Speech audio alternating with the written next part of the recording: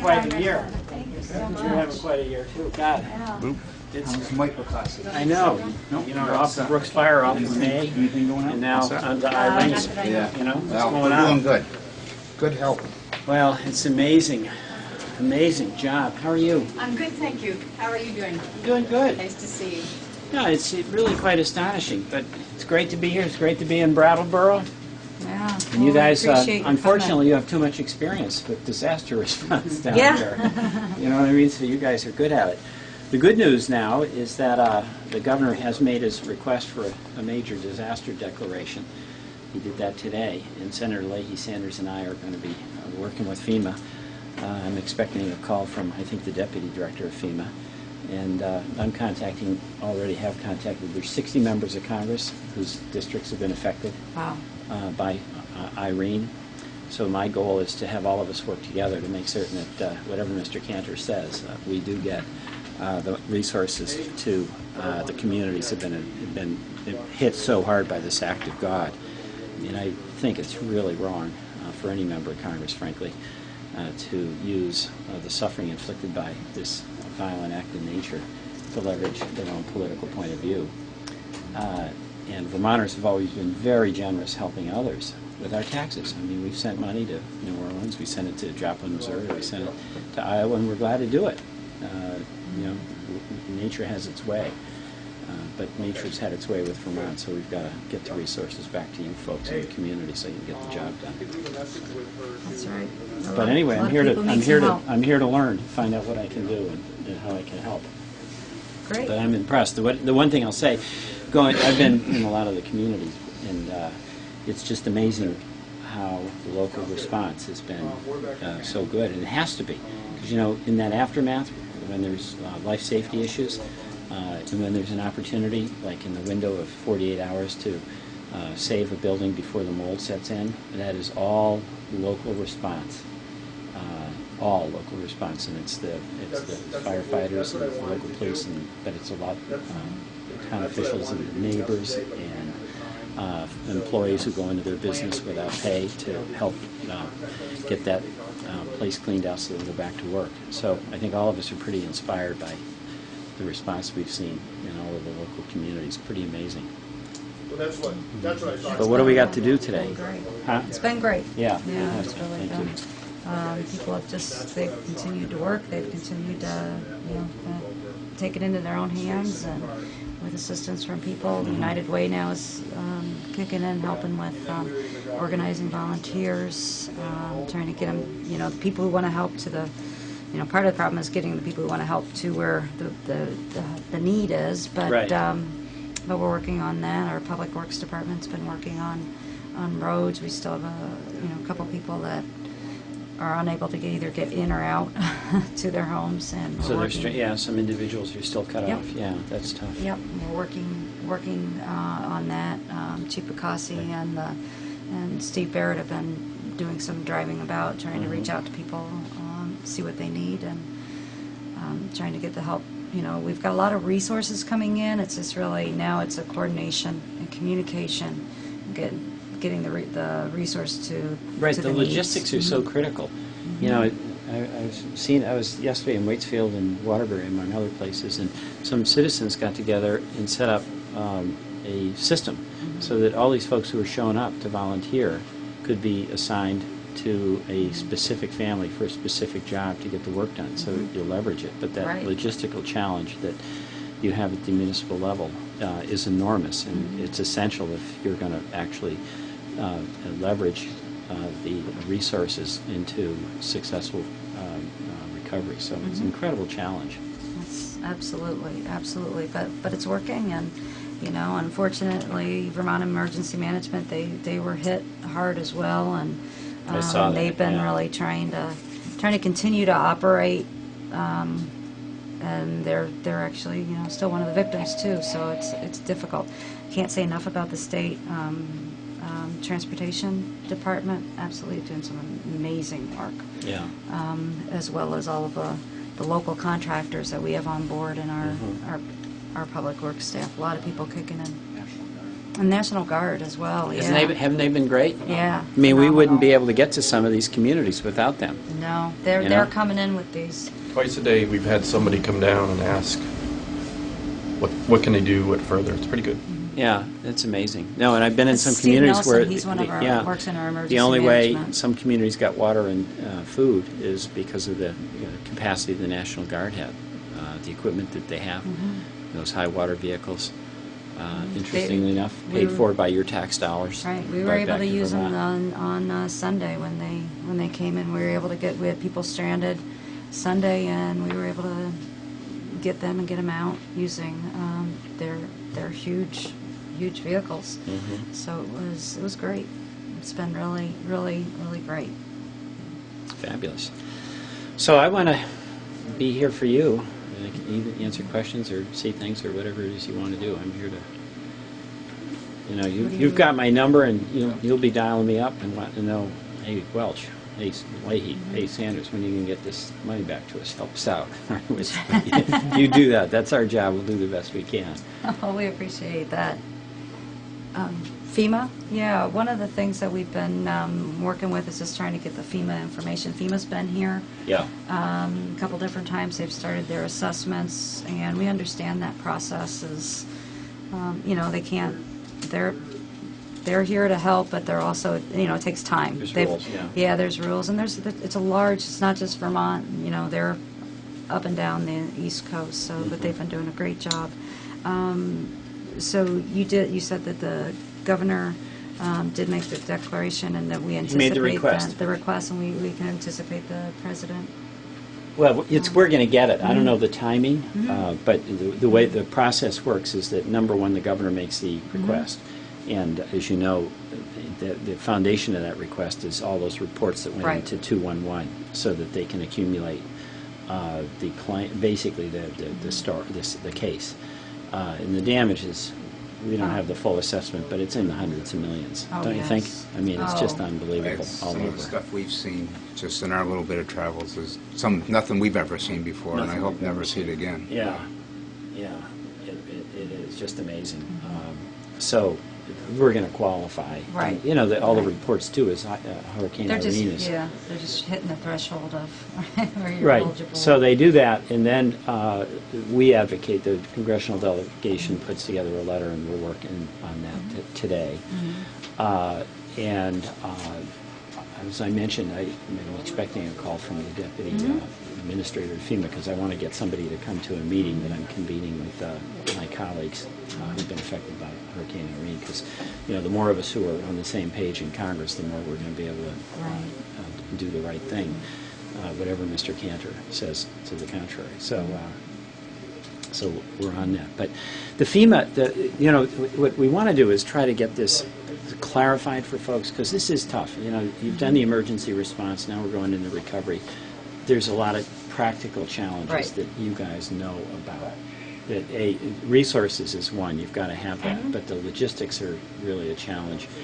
When I was with Brian Searles, our transportation secretary, the other day, he was just saying, it's not, even if we had all of the money that we need to get the job done, the challenge of getting the contractors, the Right. equipment, and being able to have enough people available to do all of the jobs is a logistical challenge. And that's, you all, that's your Absolutely. line of work. I mean, that between here and there's a lot of planning in order to make it happen, and the access to the resources when and where you need them. So that's a challenge, and I think all of us are going to have to understand that this is going to be something that we're just going to work on for quite a while, day in and day out.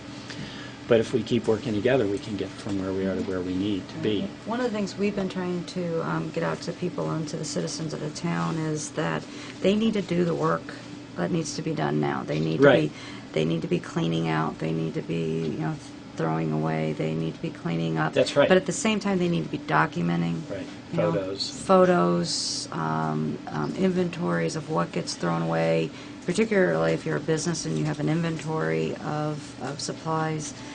Document, because FEMA may not, it's a process they have to set up, and we're anticipating nothing really happening too concrete to have people down here for, it'll be a couple weeks. It'll be 2 to 3, 4 weeks. And you're right about that. You know, when I was with Mr. Fugate, I asked him the question, you know, because obviously he's been through these disasters all over the country. I said, what at the local level can we do that makes it more possible for you to be successful helping us? And he said, well, you know, what I see is that people are doing what they can do, but the frustration that people frequently run into is that FEMA is a bureaucracy. Right. So if it's a small business that's affected, they might have to go through the SBA. Or if it's Absolutely. ag products, some of our farms have been hit hard, they have to go through another agency. Yeah, they'll be going through an agency. And they have their rules and regulations that are all about maintaining accountability to make sure that the disaster doesn't become an excuse for somebody to rip off the taxpayer, because obviously all of us are totally concerned about having the folks who got hurt be the ones that get the help. This is about putting people back together, getting businesses started up again. So there will be some of that. And the other thing is the FEMA aid can be substantial, but it's not going to restore us to the day before the storm. You Right. know? So that all of us, I think if we're moving in the right direction, my sense is that people see progress and, you know, we're pulling together, then I think people can hang in there. Now, the It's one a- thing I have been saying is that if Congress could operate with 10% of the efficiency and 5% of the goodwill that we see in Brattleboro and other communities around the state, we'd be way ahead of where we are. I agree. I think, you know, FEMA is a phenomenal resource that the country has, and it shows that we take care of our own. But at the same time, it's, you know, it's not gonna foot the full bill, and we can't expect Yeah. it to. But you know, we're here to, you know, we're trying to keep in contact through Yeah. Vermont Emergency Management. We're watching all of what you put out so that we can get information out to the citizens. We've got a little handout that I think might be helpful to some of your citizens. We're trying these FEMA questions come up, and all of us are going to have to get educated on, you know, what do you do, how do you do it. But we've got a little handout, Barbara. Maybe we could leave it for you guys That would be great. here, and then we're gonna try to provide some of that practical information. Yeah, hi. Good. How are you? Yeah, good to see you. Yeah. Each time I see you, it's almost Yeah, a every disaster. time.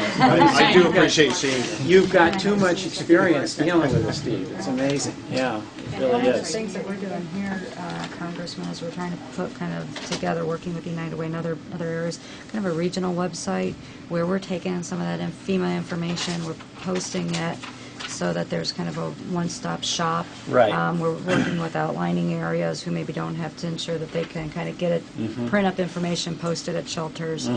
You know, just information on FEMA, information on road closures, Right.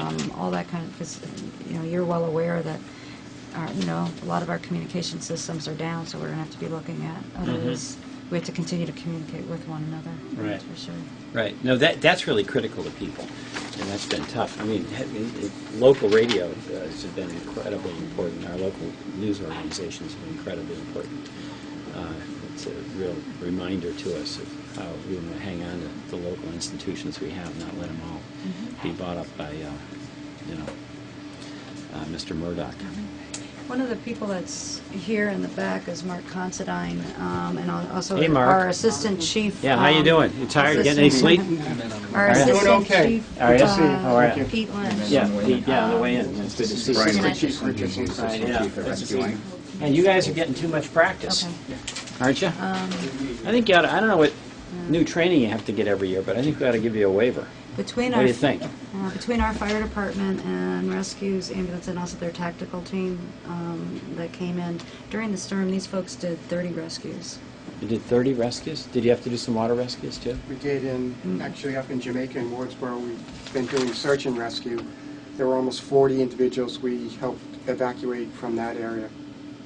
That's And it severely happened fast. It did. No, I've been talking to folks that they thought they were going to ride it out, and the water came up so fast. So that those rescues, you didn't have a window there, huh? We actually had to They got board, cut off, huh? We had to board an evacuation at one point because they turned around and they saw water over the bridge. So, yeah, I just can't. I mean, Incredibly every time dangerous. every time I think about it, I just shivers up and down my spine Yeah. of the fact that what these guys, what all the people, how many people No, put and their lives that at was risk. not like just smooth running water. I mean, there were propane tanks and tree trunks and cars and all kinds of stuff getting floated down. It's unbelievable. We were told yesterday it was a 35-ton dozer that was actually swept away by the water. So It's that's, unbelievable. yeah, that's a lot of weight. Shows you the power of water. It's unbelievable. Yeah, you know, I've been seeing that where the roads have been just washed out. Somebody was telling me the physics of it. You know, a square foot, or a cubic foot, I guess, which is not a big thing of water. It's like 54 pounds. Yeah. Yeah, you know, we had more than a few cubic feet floating down the river. It adds up. Powerful. Unreal. You know, it will do what it wants to do. Well, congratulations to you. Thank you. Yeah, no, it's amazing. You got to feel good about that. We have a lot of very good people on our side and all the departments around that have worked with us. It's been an incredible team effort, and we've basically been in the trenches since Saturday. God, that's great. People appreciate it. It's amazing. And it's really, the story has been repeated in many communities throughout the state. I mean, what was amazing, it's just existentially so almost hard to understand because, you know, today the weather's beautiful. And, you know, just before the storm started, it was beautiful weather, remember? I remember, you know, being out taking a long walk. And then the storm came, and if you were in some places, it was just a long rainstorm, and we didn't get the wind. But then you realized all that rain and water, and of course the way our valleys are, all the mountains and the water has to go somewhere, and it ends up in downtown, you know. And then suddenly the storm's ends, and the weather's nice, and you don't realize until you go see where the damage was, how brutal it was, and how extensive. And, you know, I flew in the helicopter with the governor and Senator Sanders and Mr. Fugate, so that had us hopping around to see how extensive statewide this really brutal damage was. But there's nothing like being on the ground and just literally seeing folks, volunteers, doing one of those bucket lines, trying to haul the mud and muck, you know, awful stuff out of homes in the hopes that they can get that out, get the sheetrock out, get the siding out, get the insulation out, get their possessions out, anything that's wet, because that's the only way they'll beat the clock on mold coming in and taking away the whole building. But there's been an enormous amount of volunteer work to get that done, so people are hopefully might be able to save their house. Huge economic impact on the state as well. Yes, it I mean, is. talking Yeah, about yeah. the biggest weekend of the year, and Yeah. you know, going forward, leaf peeping season, which is huge to the state of Vermont, and local business, obviously, tax revenue that's lost to strained coffers in the state already. Local businesses, when, you know, trying to get the word out that Vermont is still open, not every place is devastated. It's going to be huge. So we do get tourist dollars coming into our state. So anything that you can help us with there, that we are still open for business as we try to recover. Yeah, we've got to get that out. We've You got know, to the get news that word out. organizations can help us on that. But you know, there's been so much focus on Vermont in the national news too, with how hard we've been hit. Let's hope we can get some of them to focus on how strong our recovery is and how we are open for business. That'll help us get going. That's the thing. These small businesses have to get back on their feet, in part because no matter how helpful FEMA is, it's not going to turn it back to the day before the storm. So they got to get cash flow coming back in, get those folks back to work, and so you know that's really, really important. And I think, you know, Barb didn't mention it, but our administration started planning on Wednesday before the storm. Oh, really? We did. Oh, that's good. And Yeah. they were meeting daily, and we did an evacuation on Saturday evening before the storm even started. Which, Where did you evacuate? Melrose Terrace. Melrose Uh-huh. Terrace, which is One of our normal Yeah. problems during the high waters. We moved them on Saturday night, and then went in. It's in the West Brattleboro area where we always have problems. We went back early Sunday morning and moved some other people, you know, before we really started experiencing some real issues, and that helped tremendously. Great foresight by a lot of people to get them out of there early. The Red Cross was beneficial. They weren't going to open up until Sunday morning, and we asked them if they would open up on Saturday night. which allowed us to do that evacuation early. So they're to be commended for the work that they've been doing and the service that they have provided. So it's been a great team effort by our administration. Barb has, I think she's got 2 extra gears. You know, she is just goes nonstop. And you know, you said it early on with the Brooks House fire. Yeah. Obviously, we don't have a glass jaw in Brattleboro. We've been hit a couple times pretty hard this year, and we've been able to take a punch. And my community has demonstrated that they help each other out.